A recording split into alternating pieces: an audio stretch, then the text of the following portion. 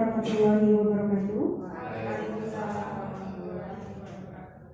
Yang kami hormati Ibu Kepala SMP Negeri 1 Bumiayu, dalam hal ini diwakili oleh Wakil Sarana Prasarana. Yang kami hormati narasumber berbagi praktek baik budaya disiplin positif. Dan yang kami hormati Bapak Ibu anggota komunitas belajar Edumasteris Pensabung. Alhamdulillah pada hari ini kita dapat bersama-sama untuk belajar bersama menimba ilmu terkait disiplin positif. Salawat serta salam juga marilah kita senantiasa junjungkan kepada Nabi besar Nabi Muhammad SAW yang telah memberikan pencerahan ya, sehingga kita semua semoga mendapatkan syafaatnya di yaumil akhir. Amin. Bapak Ibu yang kami hormati, pada kesempatan kali ini adalah program yang terakhir di semester ini, masa Januari Juni, untuk program kerja dari komunitas belajar. Ini penutupnya pada periode ini Bapak Ibu. Baik Bapak Ibu, tak bijak jika saya berlama-lama nih, saya sampaikan dulu untuk susunan acara hari ini. Yang pertama pembukaan, yang kedua sambutan, dan yang ketiga nanti acara inti berbagi praktik baik aksi nyata budaya positif. Baik Bapak Ibu, untuk memulai kegiatan pada siang hari ini, mari kita buka bersama dengan bacaan basmalah. Semoga acara demi acara dapat berlangsung dengan lancar. Amin ya robbal alamin. Acara yang kedua yaitu sambutan oleh Ibu Kepala SMP Negeri 1 Bumiayu yang pada hari ini diwakili oleh Bapak Yuli Arianto selaku Wakil Sarana Prasarana. Kepada beliau disilakan.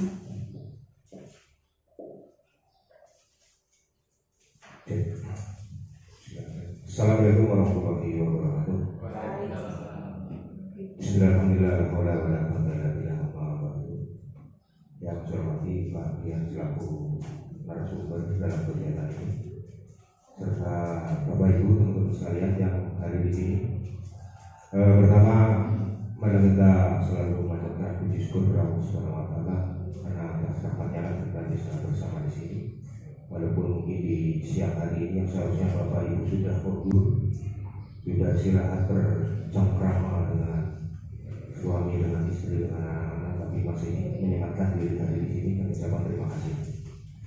Salawat bersalam senantiasa kita junjungan pada Nabi Muhammad SAW. Semoga kita diberi salah di yaumil akhir. Bapak Ibu semuanya, saya mewakili Ibu Kepala Sekolah karena beliau hari ini ada kegiatan di Brebes. Jadi beliau titip salam buat teman-teman sekalian dan permintaan maaf karena tidak bisa menyambut Bapak Ibu semuanya atau menyambut kegiatan hari ini, hanya berpesan saja. Pertama ucapkan terima kasih kepada tentunya kepada Bu Nisa dan Pak Dian yang sudah berinisiatif melaksanakan kegiatan ini. Desiminasi nih Pak Dian. Ya, dengan desiminasi ini di Komel kita harapannya bisa dipraktikkan nanti di kelas kita masing-masing sehingga tujuan pembelajaran bisa tercapai. Dan juga kepada teman-teman sekalian, selamat mengikuti sampai akhir. Semoga sekali lagi bermanfaat buat kita dan tentunya manfaat intinya nanti buat anak-anak. Hasil belajar, hasil pembelajaran kita tercapai yaitu adanya perubahan kaitan dengan tingkah laku dan juga akademis siswa itu sendiri. Itu saja, saya mewakili guru kepala sekolah mengucapkan selamat melaksanakan kegiatan di siang hari ini. Sukses selalu buat kita, sukses selalu buat Kombel kita, yaitu Kombel Edu Master. Itu saja dari saya. Bila boleh, assalamualaikum warahmatullahi wabarakatuh. Terima kasih Pak Yuli atas sambutannya. Bapak Ibu, mengincar acara inti, kita langsung saja beri kesempatan. Tepuk tangan dulu Bapak Ibu untuk narasumber kita, Bapak Dian Yuda Prasetya. Silakan Pak Dian. Saya itu kalau duduk kan nggak kelihatan, jadi saya berdiri saja.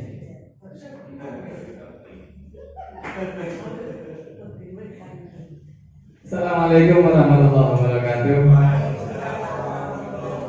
Bismillahirrahmanirrahim. Wassalatu wassalamu ala rasulillah yang terhormat Ibu Kepala SMP Negeri 1 Bumiayu, Ibu Ina Purnamasari SPDMPD atau yang mewakili, yang kami hormati anggota komunitas belajar Spensakum Edu Mastery.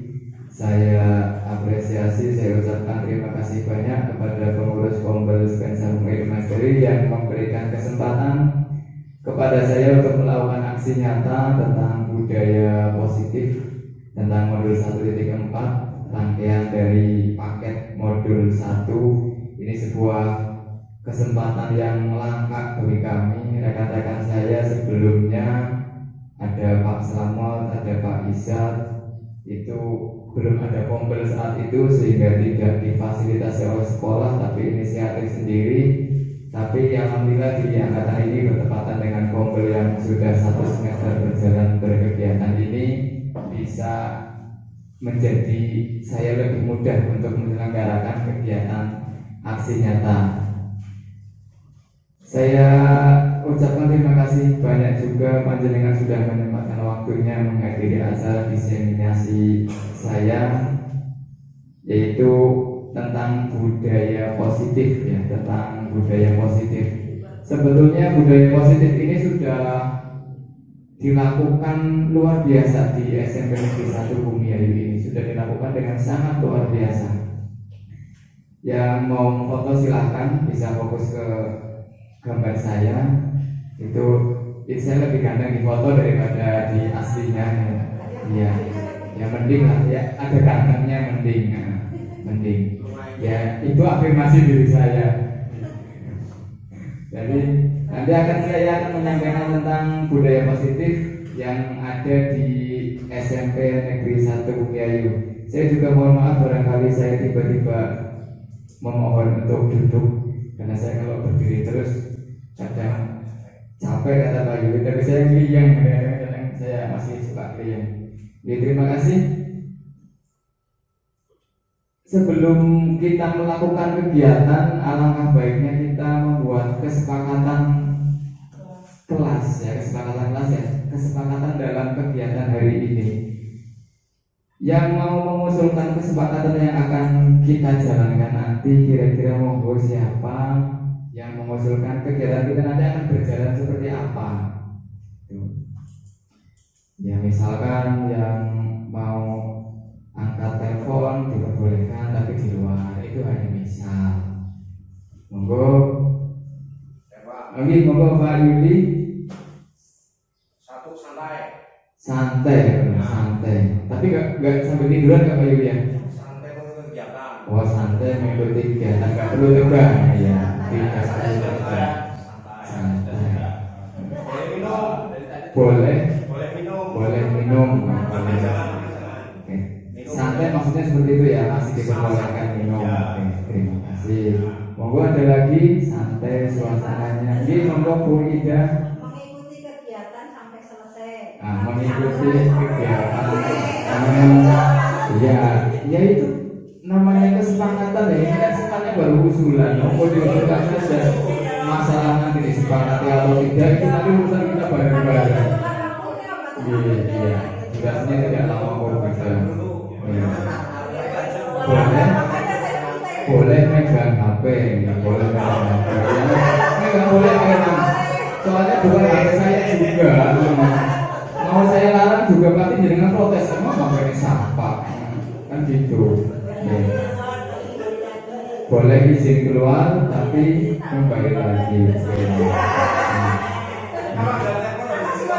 Ya, kalau ada telepon ya berarti salah satunya tadi pembelajaran atau kegiatan kita hari ini berjalan dengan santai.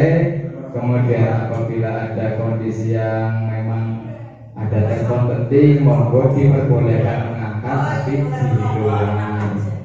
Begitu beberapa kesepakatan kelas atau kesepakatan pada kegiatan pada hari ini. Nah, kita ice breaking tadi ada yang usul zaman ice breaking terus Pak. Sekali-kali ice cream, sekali-kali ice cream. Nah, mumpung sudah ada es teh, berarti sekarang kita waktunya untuk ice breaking. Ice breaking. Ice breakingnya nggak usah susah-susah. Saya tahu dengan sudah siang, sudah agak lemes. Nah, ini pakai ice breaking tepuk saja. Ya, kalau saya mengatakan pagi berarti tepuknya satu kali. Kalau saya mengatakan siang berarti tepuknya 2 kali. Saya mengatakan malam berarti tepuknya 3 kali. Nah, pagi, siang, malam. Pagi, siang, malam. Dicoba ya. Yang salah dapat ribet. Yang salah dapat ribet apa enggak? Boleh memang. Oke. Berarti kita buat kesepakatan baru lagi nih. Kesepakatan baru yang salah boleh pulang lagi.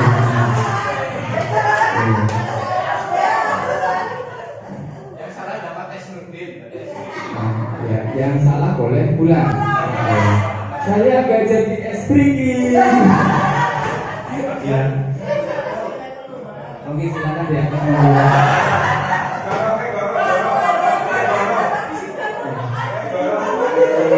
Monggo, Bapak ya, mungkin ada telepon dari Ibu Kepala Sekolah karena tadi baru ada koordinasi.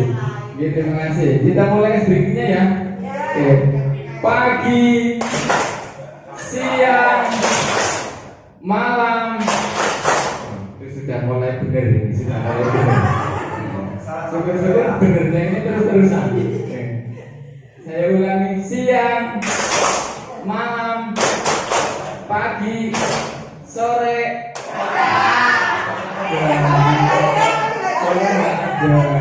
Hadiahnya. Saya tahu yang salah pakai Bu Fitri yang rumahnya gagal. Nanti kan dipakai langsung ke sini lagi. Es breaking itu hanya untuk relaksasi saja biar panjenengan sudah mulai tadi sudah bosan berkegiatan itu kata Bu Jamila biar waras lagi. Ini juga ada es breaking tapi tebak gambar. Tebak gambar. Ini cluenya adalah nama artis. Cluenya adalah nama artis. Ini ada gambar apa, kemudian ada gambar apa dirangkai jadi nama artis.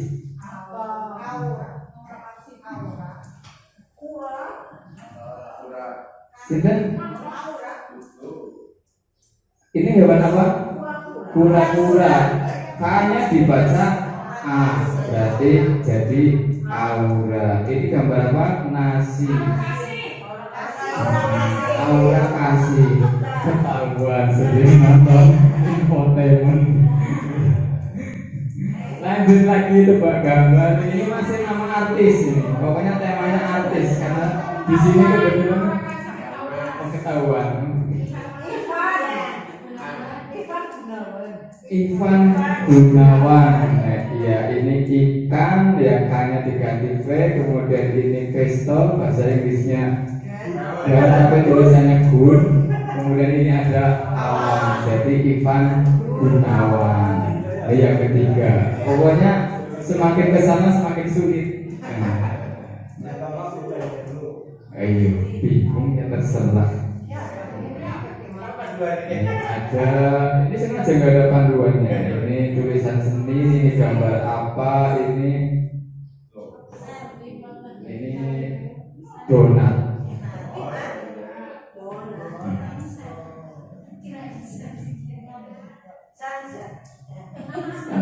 kesenangan kalau dikasih yang mudah-mudah terus. Sekarang kasih yang susah. Nama artis juga, itu masih nama artis pokoknya. Dona Harun.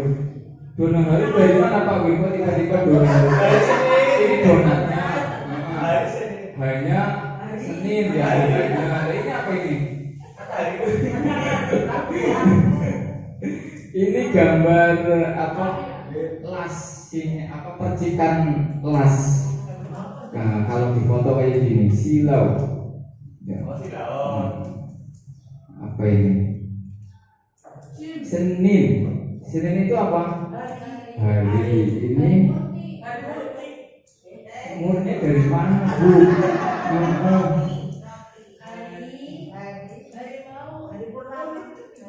Kesana apa kesana?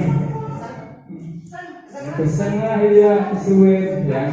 Ini berarti Ari Lasso. Ya kan? Ya kan dia ada yang lucu. Ya. Ini apa? Senin itu nama apa? Hari Ari Las. Ini donat bentuknya apa? Oh, Ari Lasso. Iya. Memang kalau tebak-tebakan itu seperti itu. Ada otak-atik satu. Oke.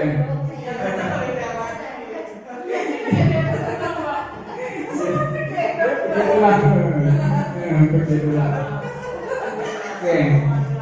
Dalam kegiatan hari ini ada beberapa yang saya bahas, antara lain adalah koneksi antar materi, kemudian nanti ada budaya positif, kemudian ada budaya positif di sekolah, kemudian ada contoh proses kegiatan kesepakatan atau keyakinan kelas, kemudian contoh penanganan kasus dengan segitiga restitusi, kemudian sesi tanya jawab, dan terakhir nanti refleksi, dan yang paling paripurna adalah penutup dari saya. Tujuan pencapaian kegiatan saya pada hari ini yang pertama adalah memahami konsep pendidikan menurut Ki Hajar Dewantoro dihubungkan dengan konsep budaya dan lingkungan sekolah yang berpihak pada murid, kemudian melakukan evaluasi dan refleksi tentang praktik disiplin dan dalam pendidikan Indonesia secara umum untuk mendapatkan pemahaman baru mengenai konsep disiplin positif dalam menciptakan murid dengan profil sesuai dengan profil pelajar Pancasila. Yang ketiga, memahami peran sebagai guru untuk membangun budaya positif dengan menerapkan konsep disiplin positif dengan berinteraksi bersama murid. Yang keempat adalah bersikap reflektif dan kritis terhadap budaya di sekolah dan senantiasa mengembangkannya sesuai kebutuhan sosial dan moral. Untuk materi yang pertama yaitu menurut Ki Hajar Dewantoro, yang namanya pendidikan adalah proses menuntun murid. Ya kalau kita bayangkan kita sedang menuntun anak, nah, kita yang menuntun anak kayak Pak Adi, bagian kesiswaan. Dalam proses menuntun murid mencapai kebahagiaan dan keselamatan membutuhkan nilai kolaboratif dan peran aktif dari seorang guru untuk menentukan visi dan prakarsa perubahan yang tepat demi terciptanya budaya positif di sekolah. Jadi pendidikan menurut Ki Hajar Dewantoro adalah proses menuntun bagaimana caranya kita membantu murid untuk menemukan keselamatan dirinya. Jadi targetnya adalah keselamatan. Yang namanya selamat berarti aman. Ya, dia merasa aman baik sebagai pribadinya maupun aman dalam lingkungan kelompoknya. Itu. Kemudian disiplin positif dan nilai-nilai kebajikan universal. Ini ada sebuah perubahan paradigma antara si A dan si B. Panjenengan bayangkan atau barangkali yang duduk berdua nanti bisa dipraktekkan antara A dan B, antara Anda dan teman Anda. Sobeklah secari kertas, tuliskan benda atau sesuatu yang sangat berharga untuk Anda. Letakkan di salah satu tangan Anda dan genggam benda atau sesuatu tersebut dengan segala daya. buatlah sebuah kepalan. Kemudian teman Anda atau si B akan mencoba dengan sekuat tenaga dengan berbagai cara untuk meminta Anda memberikan benda tersebut. B bisa membujuk, mengancam, menghardik, merayu, menyuap atau apa saja agar dapat membuka kepalan tangan Anda. Jadi di perubahan paradigma ini diibaratkan seperti yang tadi saya sampaikan. Anda dengan teman Anda, Bapak Ibu dengan temannya atau teman semejanya sekarang, itu adalah bestie panjenengan. Tapi yang namanya bestie pun biasanya ada hal-hal yang dirahasiakan. Tidak semuanya pasti diketahui atau dibuka kepada bestinya.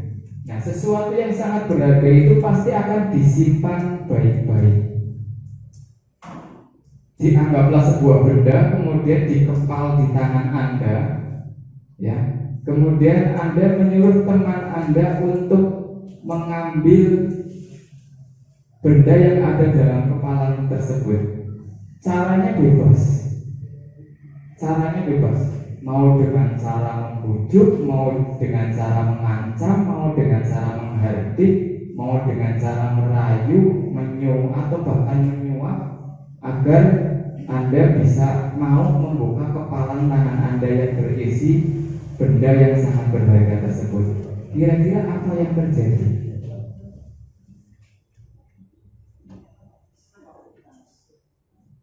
Kira-kira apa yang akan dilakukan oleh teman Anda?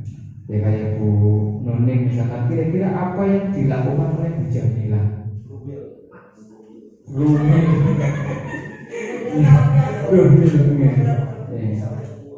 Ya.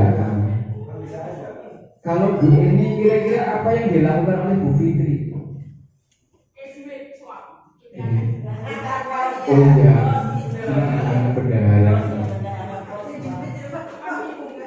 Iya. Jadi kalau Bu Jamila mau melakukan apa tadi ke Bu Nuning? Oh, memaksa.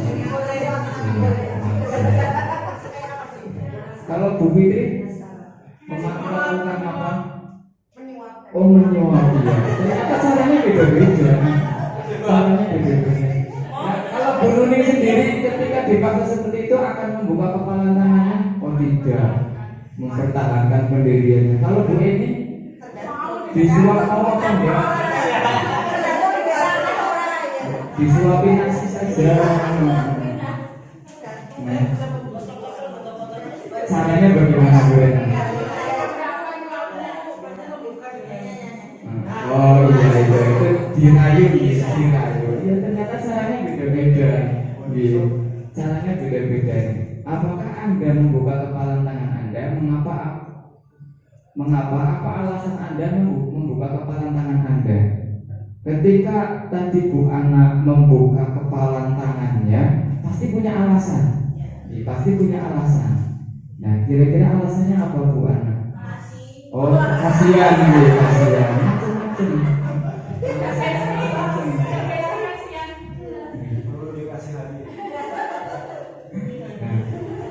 Ini bagi yang tidak membuka tadi Bu Nuning.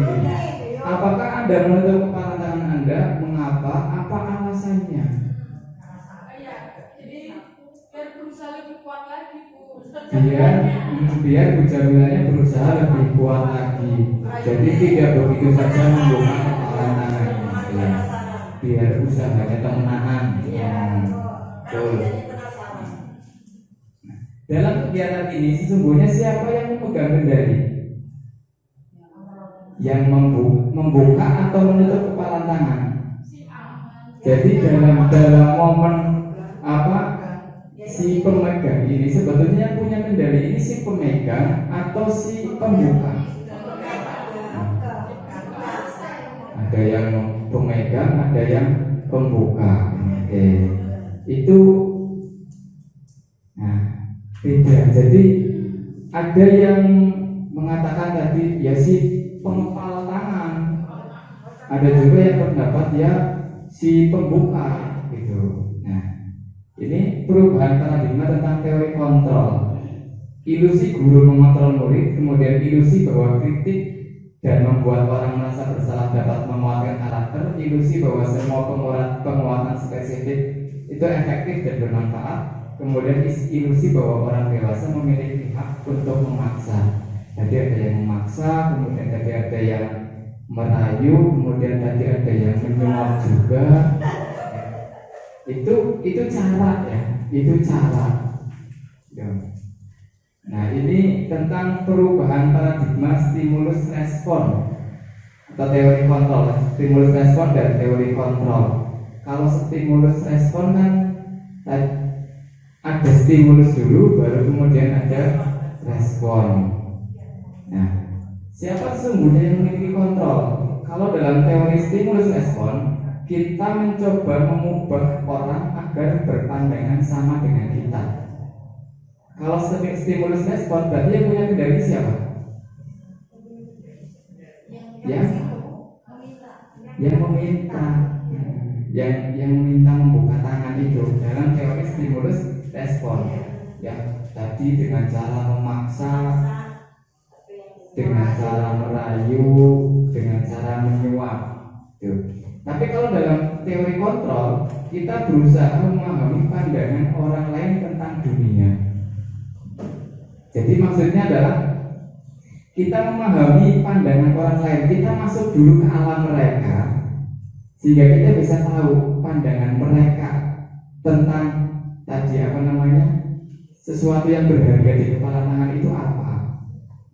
Ya, ini hampir mirip dengan merayu tapi melipir masuk ke alamnya si pemegang kendali atau si pemegang kepala tangan tadi. Kemudian perilaku buruk dilihat sebagai suatu kesalahan. Itu dalam teori stimulus respon. Kemudian dalam teori kontrol, semua perilaku memiliki tujuan. Perilaku itu pasti ada tujuannya. Kemudian orang lain bisa mengontrol saya, hanya Anda yang bisa mengontrol diri Anda. Itu dalam teori kontrol. Kemudian dalam teori stimulus respon, saya bisa mengontrol orang lain, Anda tidak bisa mengontrol orang lain. Kemudian pemaksaan ada pada saat bujukan yang gagal. Kemudian kolaborasi dan konsensus menciptakan pilihan-pilihan baru. Dan yang terakhir model berpikir menang atau kalah. Kemudian kalau teori kontrol, model berpikir menang atau win-win solution gitu. Bukan Pak Winarno, win gitu. Nah, sekarang kita masuk ke sudah mengarah ke disiplin. Disiplin berasal dari bahasa Latin disiplina yang artinya belajar. Jadi sebetulnya disiplin itu artinya adalah belajar. Tidak seperti yang kita pahami, disiplin adalah perilaku yang teratur. Ya. Kemudian makna asal dari kata ini berkonotasi dengan disiplin dari diri murid-murid. Maksudnya adalah disiplin itu erat kaitannya dengan sebuah kegiatan pembelajaran, seringkali seperti itu. Disiplin diri membuat orang menggali potensinya menuju sebuah tujuan apa yang dihargai. Namun dalam budaya kita, makna kata disiplin telah berubah menjadi sesuatu yang dilakukan oleh seseorang pada orang lain untuk mendapatkan kepatuhan. Kecenderungan umum adalah menghubungkan kata disiplin dengan ketidaknyamanan, bukan dengan apa yang kita hargai atau pencapaian suatu tujuan mulia. Jadi disiplin itu identiknya itu berawal dari sebuah aturan, ya, diawali sebuah aturan untuk apa? Untuk mendapatkan kepatuhan. Jadi aturan yang dibuat untuk mendapatkan sebuah kepatuhan. Itu yang beredar atau itu yang dalam budaya kita seperti itu. Tapi menurut Ki Hajar Dewantara, menurut Ki Hajar Dewantara, disiplin adalah suatu yang tumbuh dari kesadaran diri, bukan dari paksaan orang lain. Seperti yang tadi kita singgung, disiplin itu sesuatu yang sudah menjadi sebuah keteraturan. Itu menurut Ki Hajar Dewantara. Yang tumbuh dari kesadaran diri, kalau sudah teratur ya sudah menjadi pembiasaan tanpa perlu ada paksaan lagi. Itu namanya sudah menjadi disiplin. Itu konsep Yang namanya konsep disiplin positif itu seperti itu. Jadi sesuatu yang tumbuh dari dirinya sendiri atas dasar kesadarannya tanpa paksaan orang lain. Ya. Kalau dalam bahasanya Bapak Mario Teguh itu banyak hal-hal baik justru berawal dari keterpaksaan. Artinya apa? Maksudnya adalah awalnya mungkin terpaksa, tapi lama-kelamaan akan muncul sebuah pembiasaan dan kesadaran diri, ya, sehingga kedepannya tanpa perlu paksaan lagi sudah menjadi sebuah perilaku atau karakter. Nah itu disiplin ya seperti itu. Jadi disiplin itu ada pada muaranya yaitu sudah melakukan sudah tanpa ada komando atau paksaan lagi. Ya. Dalam disiplin positif itu yang paling gampang adalah dengan mengacu pada nilai-nilai kebajikan universal atau nilai-nilai kebajikan yang sudah umum, ya, yang sudah umum. Nilai-nilai kebajikan adalah sifat-sifat positif manusia yang merupakan tujuan mulia yang ingin dicapai setiap individu. Nilai tersebut bersifat universal dan lintas bahasa, suku, bangsa, agama maupun latar belakang. Jadi nilai kebajikan universal itu sudah ada atau dipercaya oleh semua kalangan. Tidak peduli itu beda agama, beda ras, beda bahasa, beda suku, tapi pasti pemahaman kebajikannya atau kebaikannya pasti sama. Itu namanya kebajikan universal.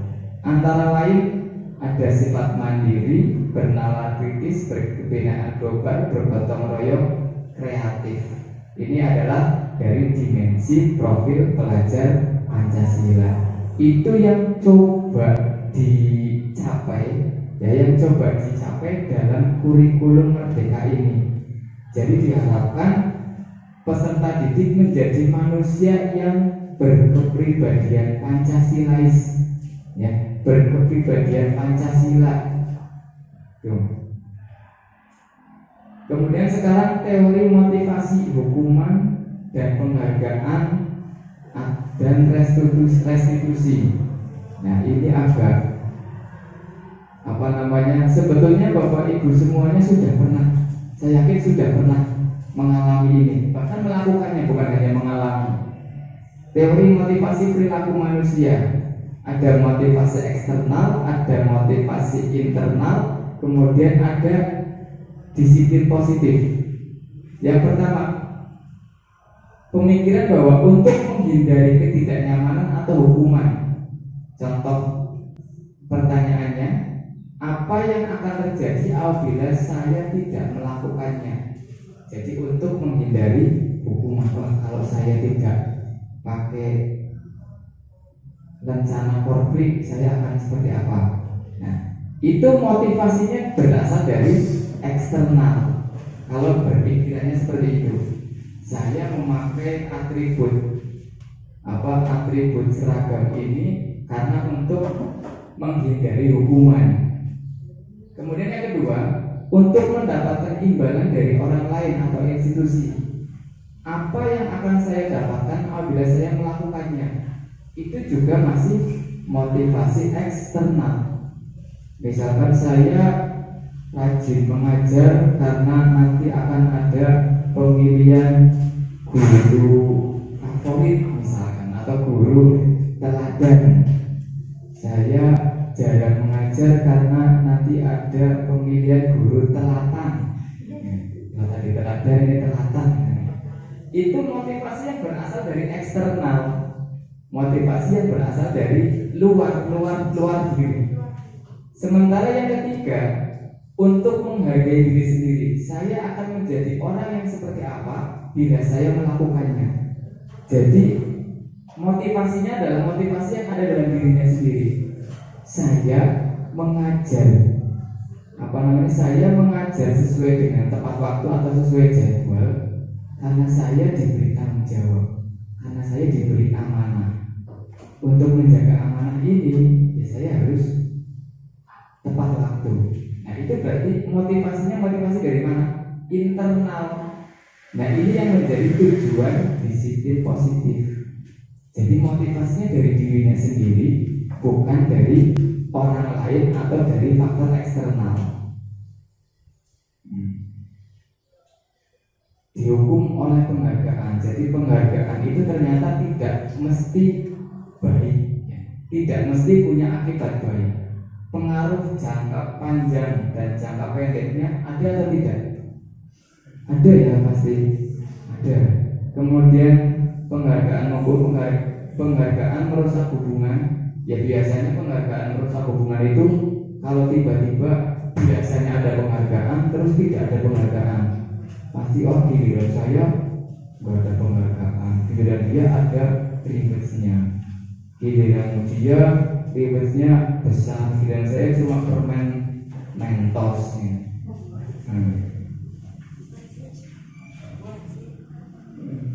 Kemudian bentuk program kebajikan atau apresiasi.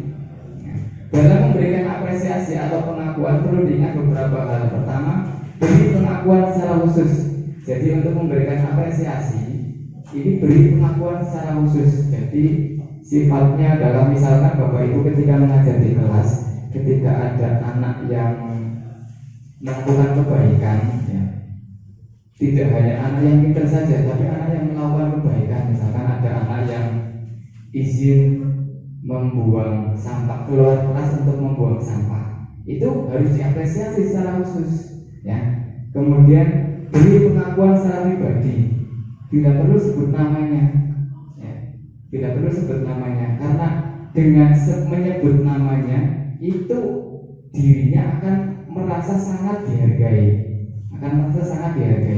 daripada ya walaupun misalkan karena kita tidak tahu kan, kadang kita terima kasih ya Mbak, penguatannya akan berbeda ketika kita menyebut namanya, ya. Terima kasih ya Mbak Jamila, misalnya itu pasti langsung GR. Ya, kemudian beri pengakuan semua murid. Ya, jadi untuk menghindari ada kecemburuan ini juga berlaku bagi semuanya, tidak hanya berfokus pada si A dan si B saja. Kemudian beri pengakuan secara konsisten. Apresiasi ini juga berlaku atau berjalan secara konsisten, ya. Jadi tidak berlaku secara terus menerus, sehingga itu pun menjadi budaya diri kita sendiri, menjadi karakter kita sendiri. Kemudian fokus pada proses. Artinya apa? Maksudnya adalah ketika kita memberi yang namanya anak, apalagi anak ya. Anak itu kalau dalam bahasa Jawa kan masih bocah. Bocah itu jirene bodone durung mecah. Memang masih butuh dituntun, butuh proses untuk menjadi baik. Ya, butuh proses untuk menjadi baik. Nah, ini ada hukuman atau konsekuensi, mohon Bapak Ibu nanti dibaca. Nanti saya bacakan, nanti Bapak Ibu bisa menentukan apakah ini termasuk hukuman atau konsekuensi. Bedanya hukuman dan konsekuensi itu apa kira-kira nih? Kalau hukuman itu sifatnya jelas menyakitkan ya. Tapi biasanya hukuman itu tanpa adanya kesepakatan dulu. Itu namanya hukuman. Kalau sudah ada kesepakatan, namanya konsekuensi. Ya. Yang pertama tadi mencatat 100 kali di dalam buku kalimat. Saya tidak akan di dalam buku menulis kalimat saya tidak akan terlambat lagi karena terlambat disebabkan karena terlambat sekolah. Ini hukuman atau konsekuensi? Hukuman sudah ada ini. Ya. Kemudian lari mengelilingi lapangan basket 2 kali karena terlambat hadir di sekolah, bersifat menyakitkan. Kalau kesepakatan saya yakin tidak ada yang menyakitkan, ya. Ini berarti hukuman. Kemudian murid diminta untuk push up 15 kali karena tidak menggunakan masker ke sekolah, hukuman. Kemudian menggantikan kertas tugas teman yang telah dicoret-coret, konsekuensi. Biasanya ada kesepakatan untuk saling menjaga biasanya. Kemudian membersihkan tumpahan air di meja tulis karena tersenggol pada saat belajar. Konsekuensi atau bukan? Konsekuensi. Kemudian murid disuruh untuk mengenakan sepatu seharian di sekolah karena tidak mengenakan sepatu hitam. Murid disuruh untuk mengenakan sepatu seharian di sekolah karena tidak mengenakan sepatu hitam. Melepas ini mungkin melepas sepatu seharian. Hukuman. Kemudian yang terakhir, lali mengelilingi lapangan basket 2 kali karena terlambat 10 menit untuk pelajaran PJOK. Tolong yang lain jangan jawab, yang jawab kamu saja. Lari mengelilingi lapangan basket 2 kali karena terlambat 10 menit untuk pelajaran PJOK. Itu termasuk hukuman atau konsekuensi, Pak? Masih.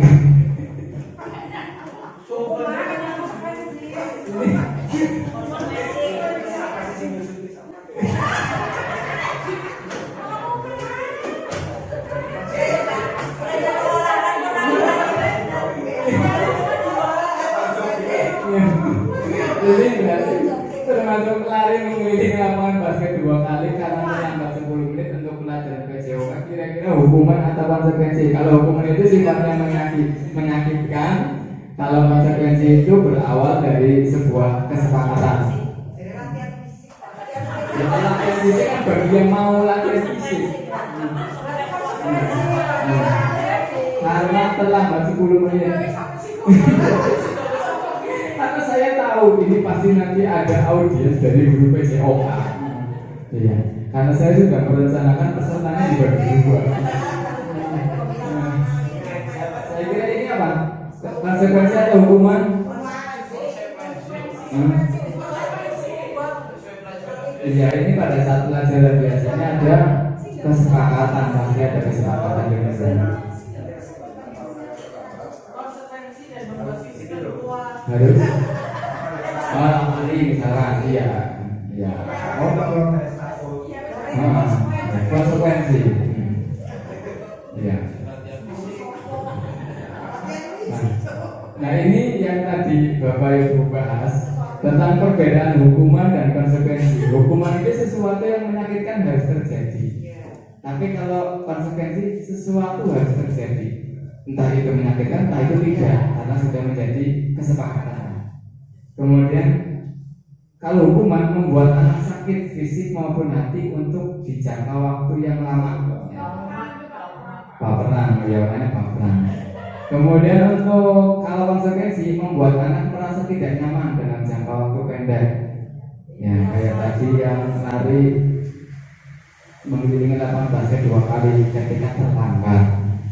Kemudian anak membenci kedisiplinan. Ya biasanya akibatnya seperti itu. Kemudian untuk konsekuensi anak cenderung menghargai. Ya. Kalau hukuman itu membenci, tapi kalau konsekuensi cenderung menghargai.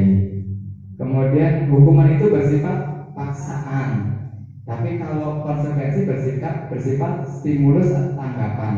Jadi ada kejadian dulu, kemudian sudah ada kesepakatannya. Kemudian kalau hukuman mendorong anak menyakiti diri sendiri, kalau konsekuensi mendorong anak agar mudah menyesuaikan diri. Jadi karena sudah ada kesepakatan, biar anak-anak bisa menyesuaikannya.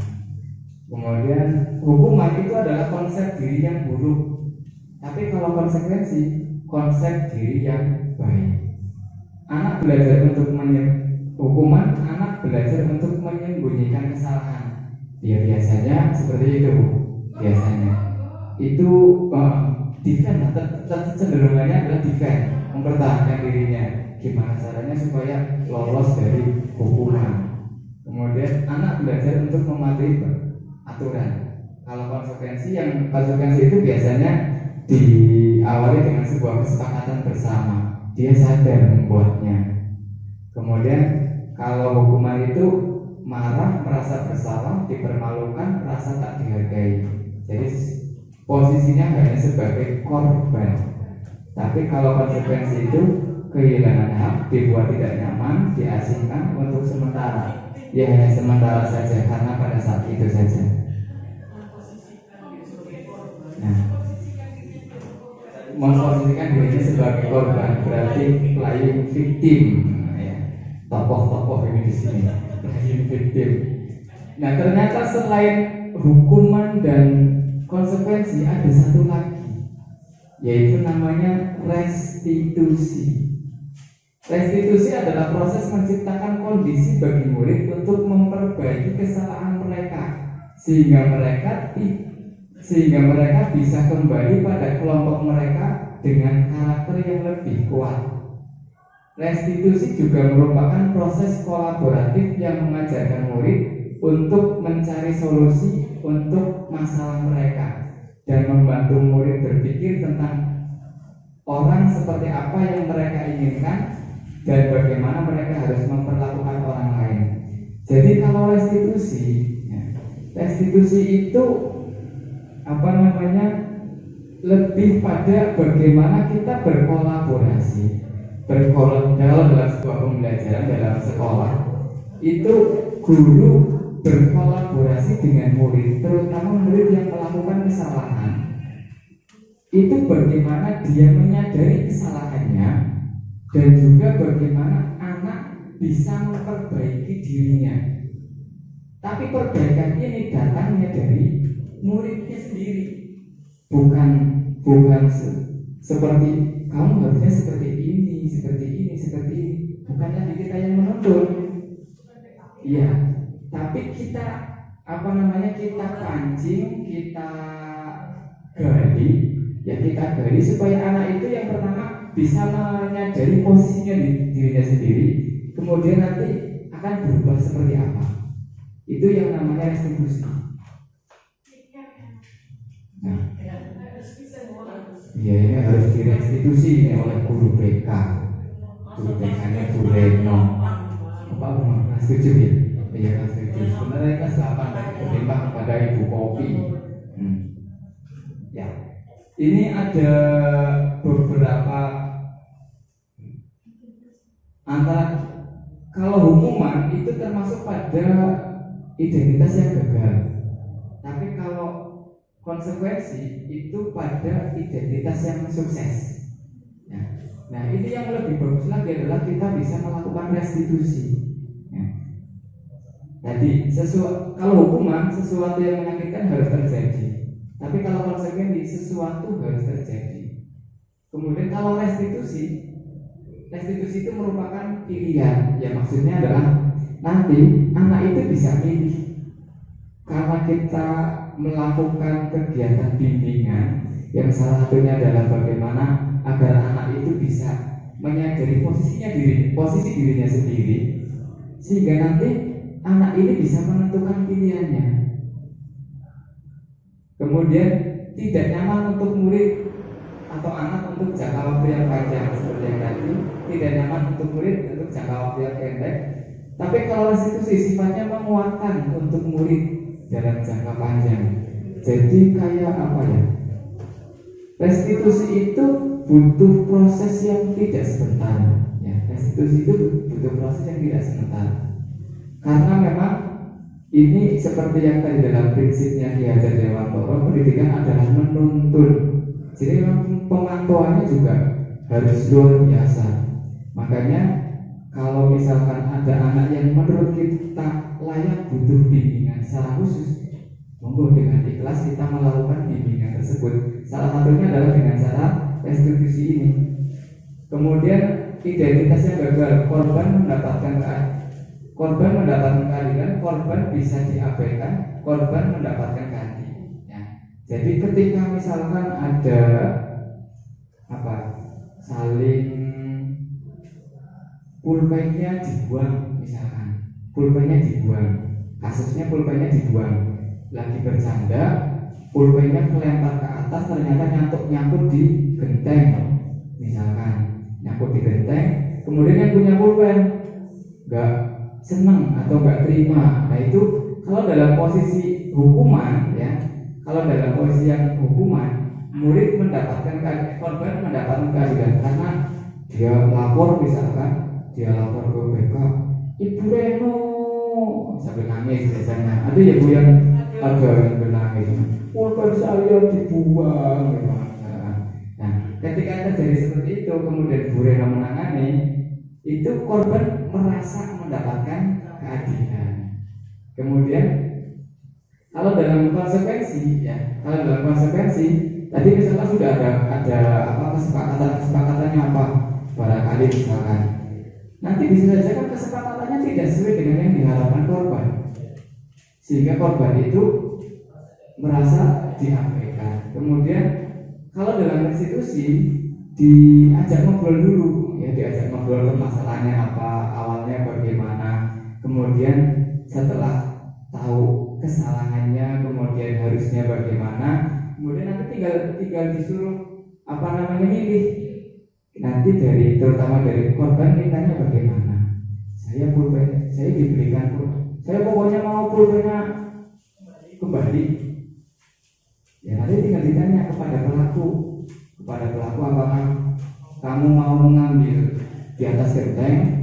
Kalau ternyata si pelaku tidak mampu untuk mengambil di atas genteng karena takut jatuh dan lain sebagainya, nanti kan bisa cari solusi lain, misalkan dengan membeli pulpen yang baru di koperasi misalkan. Yaitu beberapa cara. Kemudian 9 ciri-ciri restitusi. Yang pertama bukan untuk menebus kesalahan, namun untuk belajar dari kesalahan. Yang kedua, memperbaiki hubungan. Yang ketiga, sifatnya tawaran, bukan paksaan. Kemudian yang keempat, restitusi menuntut untuk melihat ke dalam diri. Yang kelima, restitusi mencari kebutuhan dasar yang mendasari tindakan. Yang keenam, restitusi adalah cara yang paling baik. Yang ketujuh, restitusi fokus pada karakter, bukan pada tindakan.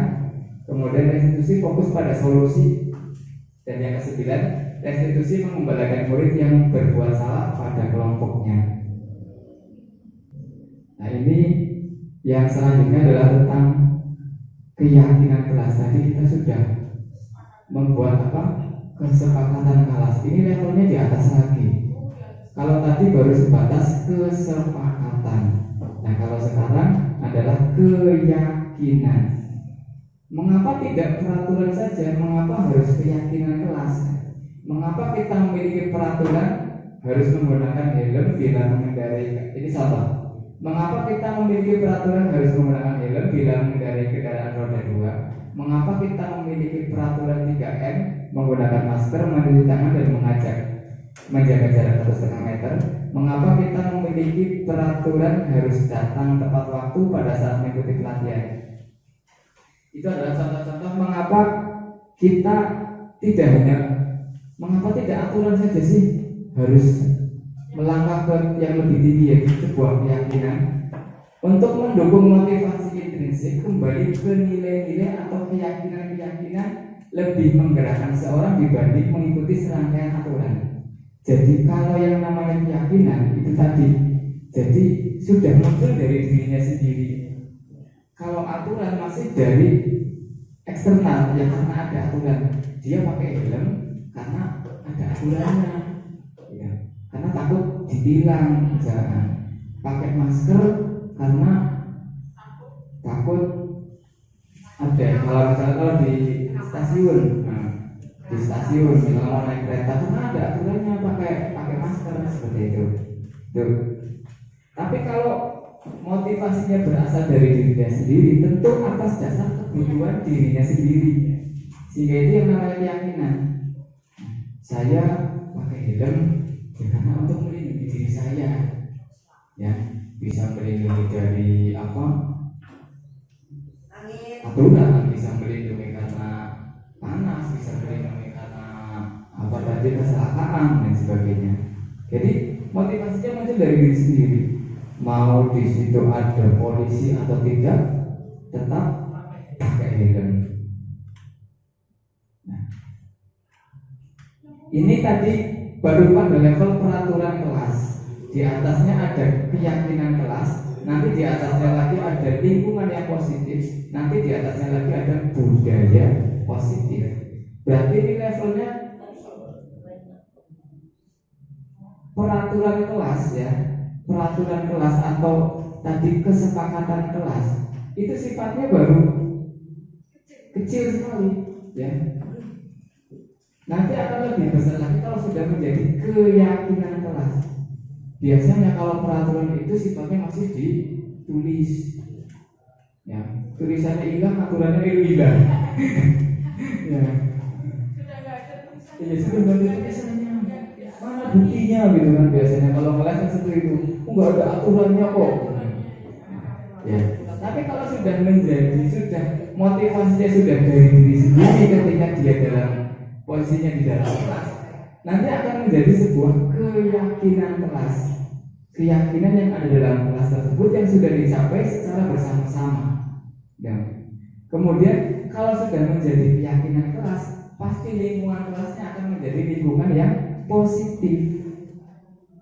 Nah, kalau lingkungannya sudah positif, sudah menjadi budaya, ya sudah menjadi budaya atau sudah menjadi sebuah kebiasaan.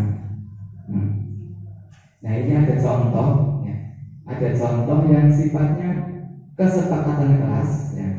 Kesepakatan kelas.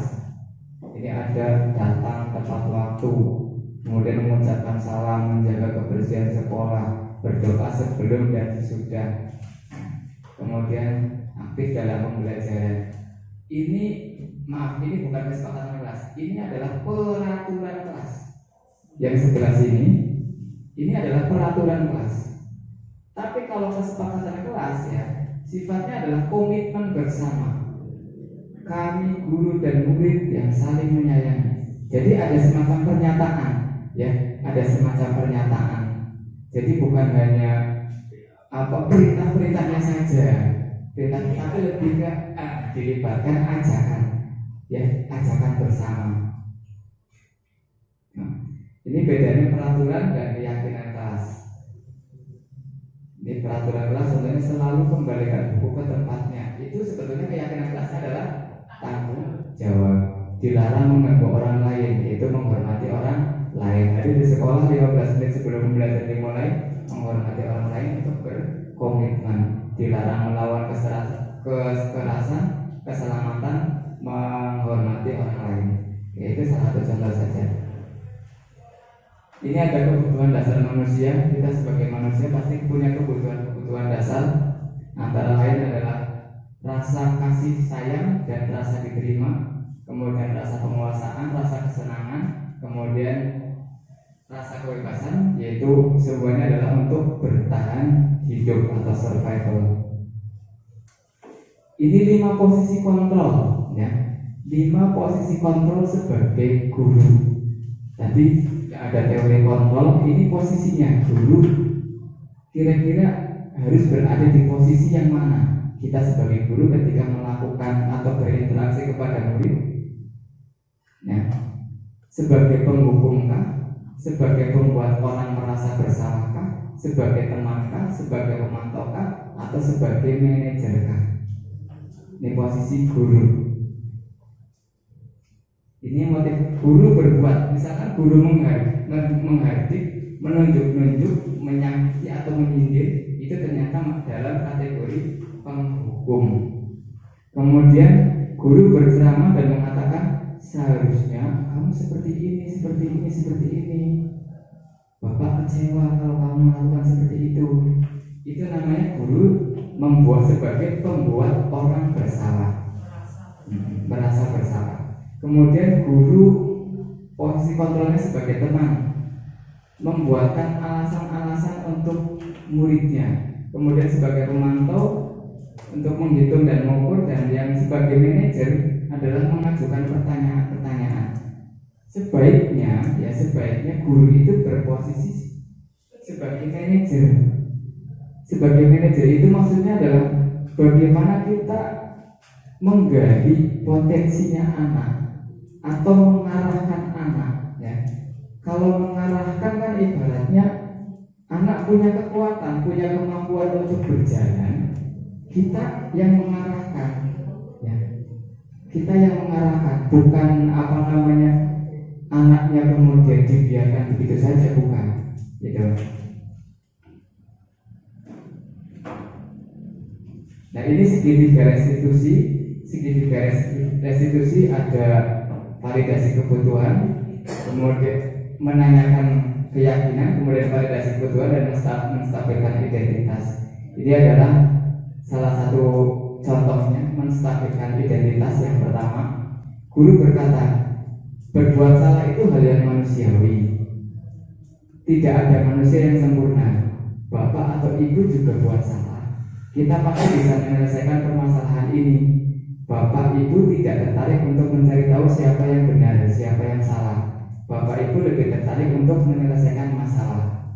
Kalau kamu menyalahkan dirimu sendiri terus, apakah kamu bersikap baik pada dirimu sendiri? Jadi identitasnya anak ini distabilkan dulu, ya. Identitasnya distabilkan. Jadi tidak memposisikan anak ini sebagai anak yang salah, sebagai orang yang bersalah.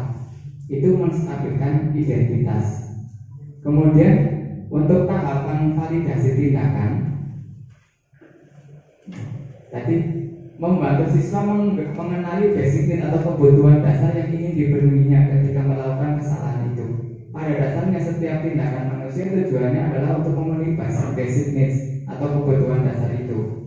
Baik itu bentuknya kekuatan, kemudian kebebasan, kemudian kasih sayang, ataupun tadi yang bertahan hidup.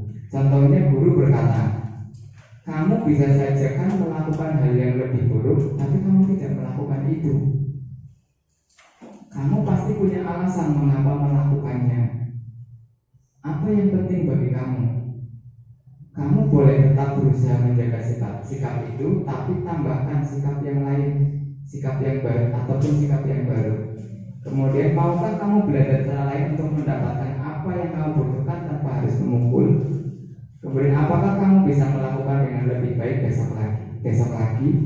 Nah, itu adalah salah satu beberapa cara untuk melakukan validasi tindakan. Kalau tadi menstabilkan identitas dulu, kemudian menstabilkan tindakan, dan yang ketiga adalah menanyakan keyakinannya.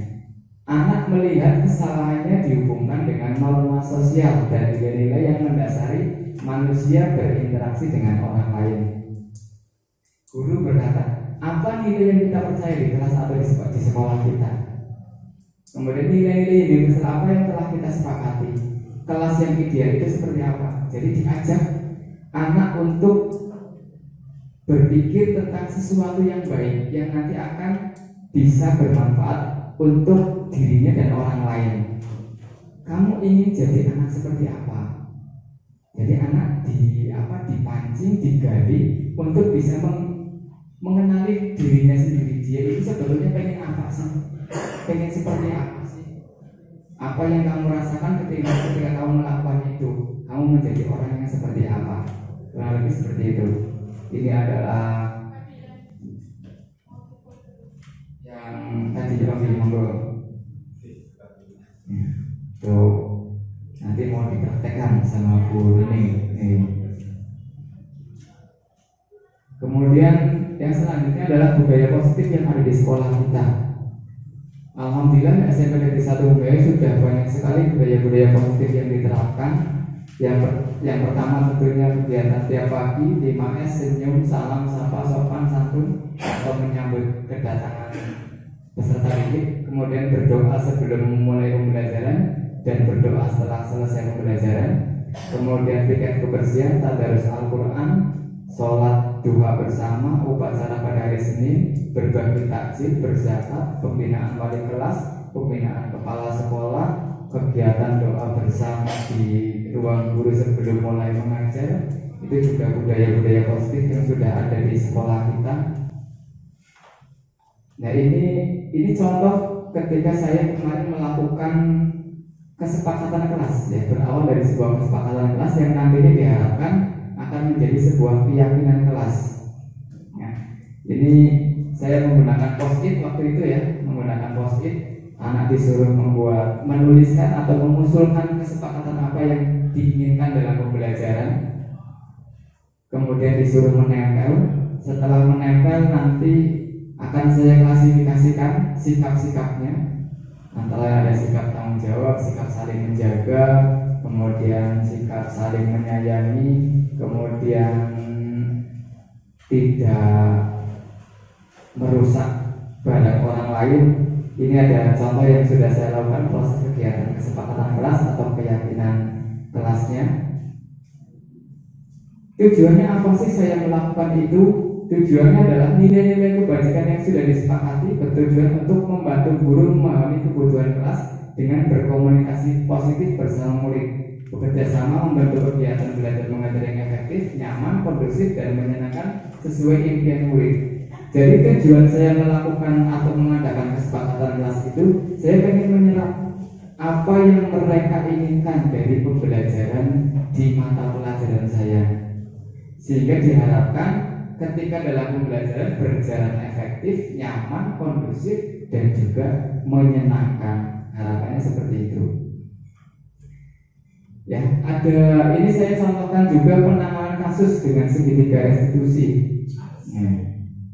Arsel adalah murid SMP Negeri 1 Umiayu. Beberapa guru mengeluh tentang sikap Arsel karena setiap jam pelajaran setelah istirahat pasti Arsel datang terlambat. Hal ini dikarenakan Arsel mendahulukan bermain dengan temannya sehingga saat istirahat hampir usai, Arsel baru sempat ke kantin dan bisa dipastikan saat istirahat selesai Arsel terlambat masuk kelas. Akhirnya Arsel pun dipanggil wali kelas. Jadi saat itu karena ada anak yang sering datang terlambat ketika masuk kelas setelah istirahat, ya jadi karena ada laporan dari siswa dan juga dari bapak ibu guru juga, sehingga saya panggil untuk ngobrol.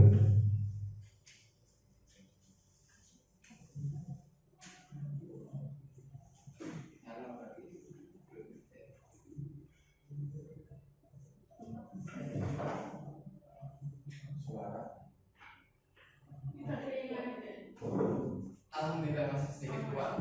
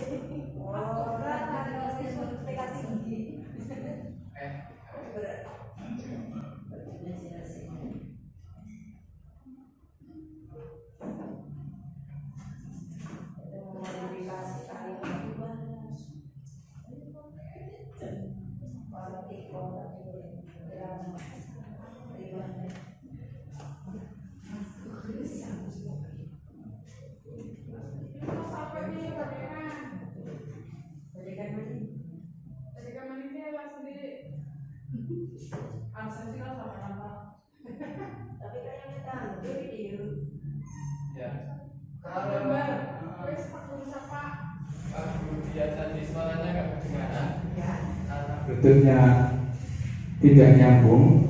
Jadi kurang lebih tentang budaya positif seperti yang tadi sudah saya sampaikan. Budaya positif itu intinya adalah berawal dari sebuah kesepakatan, kemudian akan meningkat pada sebuah keyakinan, dan akan lebih meningkat lagi menjadi sebuah lingkungan yang positif, dan yang terakhir puncaknya adalah menjadi sebuah budaya yang positif. Jadi berawal dari hal terkecil dulu, berawal dari kelas, ya, kesepakatan, kemudian meningkat menjadi sebuah keyakinan. Kalau sudah menjadi keyakinan akan menjadi lingkungan yang positif, dan yang terakhir adalah menjadi sebuah budaya yang positif. Saya kira itu materi yang bisa saya berikan. Untuk sesi selanjutnya saya serahkan kepada Ibu Moderator. Terima kasih Pak Dian. Tepuk tangan dulu Bapak Ibu biar baik. Untuk sesi selanjutnya yaitu tanya jawab, saya beri kesempatan untuk 2 orang penanya. Silakan. Silahkan, yang pertama ada Bu Reno, yang kedua ada siapa lagi? Pak Slamet. Oke, untuk kesempatan yang pertama kepada Ibu Reno, dipersilakan. Maju, maju. Iya, kedengaran dengan kamera. Biar kelihatan kamera aku. Berdiri, aku berdiri aku mau suara. Setelah kita mengikuti tadi semua, saya ingin bertanya, berarti dalam kurikulum Merdeka itu tidak boleh ada hukuman. Itu saja. Pertanyaan atau pernyataan? Pertanyaan apa? Berarti dalam kurikulum apakah tidak boleh ada hukuman? Iya, tadi ada pertanyaan dari Ibu Reno, dalam kurikulum Merdeka apakah berarti tidak boleh ada hukuman atau bagaimana? Diusahakan tidak ada hukuman ya, diusahakan tidak ada hukuman. Tapi lakukanlah tadi segitiga restitusi yang tadi sudah saya paparkan. Karena apa? Hukuman itu tidak mesti menyelesaikan masalah. Ya. Kalau menyakitkan iya, tapi tidak bisa menyelesaikan masalah. Bahkan seringkali hukuman itu memunculkan masalah yang baru, ya, memunculkan masalah yang baru. Jadi, tapi kalau dalam level-level tertentu, misalkan kebangkitan, itu levelnya sudah kriminal, levelnya kriminal, itu pun hukuman lebih baik tidak dilakukan oleh sekolah, tapi bisa kita serahkan ke pihak yang berwajib atau yang lebih atas levelnya lah. Misalkan kita sebagai guru kalau sudah tidak bisa menangani, ya nggak usah repot-repot Bapak Ibu, tinggal laporkan saja ke wali kelas. Ya, nanti wali kelas tidak bisa menangani, nggak usah repot-repot ditangani. Nanti komunikasikan dengan BK. Nanti BK juga sudah kewalahan, dikomunikasikan lagi dengan kesiswaan. Kesiswaan sudah tidak bisa menangani juga, dikomunikasikan dengan kepala sekolah. Jadi tahapan-tahapan itu adalah salah satu sebagai bentuk segitiga restitusi. Ya. Jadi selain kita sudah melakukan validasi yang tadi antara guru dengan murid, itu juga kemarin bahkan ada yang bertanya seperti ini. Ini kasus nyata ya. Ada guru yang ditonjok oleh siswa. Ini kasus nyata. Tapi gurunya itu ya karena masih muda, emosional, sehingga dijotos ulang. Akhirnya bertanya, apakah yang saya lakukan salah? Ya tetap salah karena dalam segitiga restitusi itu sih konsepnya tidak seperti itu, Yang berarti yang itu apa? Itu berarti ya masuknya tadi ke yang itu akibat dari sebuah emosi, harusnya memang mau tidak mau kita sebagai orang tua, sebagaimanapun kita emosional, ya kita harus mampu menahan itu. Kalau kita merasa tidak mampu menanganinya sendiri, kita butuh mediator. Kita perlukan mediator dari pihak lain. Itu kurang lebih seperti jawabannya Ibu Reno. Barangkali ada yang lain. Pak Slamet. Saya mau bertanya. Oke Pak, monggo. Di depan apa di sini? Boleh di bawah. Oh, boleh. Ya, jadi terima kasih atas waktunya. Saya ingin bertanya pada bagian ini Pak. Ini kita kan sebagai guru, ini kan apakah kita harus memiliki kontrol? Makanya ya Pak, sebagai manajer gitu. Ya. Apakah kita harus memiliki kontrol sebagai manajer gitu? Terima kasih.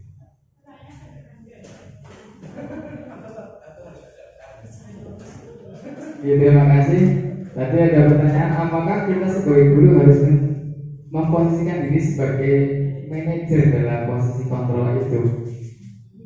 Iya, guru itu memang harus dalam posisi sebagai manajer dalam posisi kontrol itu. Karena dalam mengatasi masalah ini, anak akan bisa menemukan solusinya sendiri, ya, solusi dari masalahnya sendiri. Dan saat kembali ke komunitasnya atau kelompoknya, dia akan menjadi lebih kuat dan percaya diri. Ya, jadi ketika menjadi manajer itu bukan memposisikan sebagai murid itu sebagai anak atau orang yang salah. Yang terpenting saya kira seperti itu. Jadi distabilkan, setelah distabilkan dia akan bisa mengembangkan dirinya sendiri. Oh iya, ternyata kemarin yang saya lakukan adalah tidak baik. Dia akan sadar, kemudian dia akan tahu, karena dia sudah tahu yang tidak baik, otomatis dia tahu yang baik. Seperti itu, sehingga ketika dia kembali kepada kelompoknya atau komunitasnya, dia akan lebih percaya diri. Saya kira seperti itu. Untuk cukup 2 pertanyaan nih, karena waktunya juga sudah cukup siang. Untuk tahap selanjutnya yaitu refleksi, kita menggunakan metode 4F ya. Ada fact atau feeling, untuk fakta, kemudian ada feeling, untuk perasaan ada feeling, tentang temuan, kemudian ada future, tentang tindakan ke depan. Jadi apa yang panjenengan temukan dalam kegiatan pada kegiatan hari ini? Monggo saya minta untuk dari salah satu peserta untuk melakukan refleksi apa yang panjenengan pahami atau panjenengan temukan dari pembelajaran atau kegiatan kita pada siang hari ini. Monggo, siapa? Ya dari situ nggak apa-apa, dari yang Pak. Yang satu dulu biar urut nanti, yang masa ujung-ujung langsung berpikir ke depan. Ini ya urut aja yang untuk fakta sinten. Oke, monggo Pak Muji.